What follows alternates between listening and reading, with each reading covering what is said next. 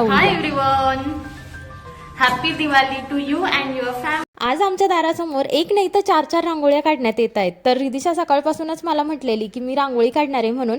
आणि जेव्हा ती रांगोळी काढायला लागली तर तिच्यासोबत तयार झाली तिची काकू आणि तिचा भाऊ, आणि सगळ्यांनी मिळून छान रांगोळी सुद्धा काढली.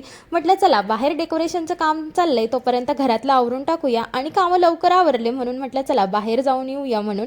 आणि गेलो मग कृष्णा घाटावर. कृष्णा घाटावरचं वातावरण तर खूप छान होतं. तिथून तर निघण्याचा मूडच होत नव्हता, पण तरी सुद्धा म्हटलं चला लवकर जाऊया म्हणजे घरी तयारी करता येईल, कारण आज आहे दिवाळीचा दिवस. येता येता मी झेंडूचे फुलं घेऊन आली आणि मग रिदिशा आणि रिदिशाचे काका बनवायला लागले झेंडूच्या फुलांच्या माळा. तोपर्यंत म्हटलं चला स्वयंपाक आटपून टाकूया.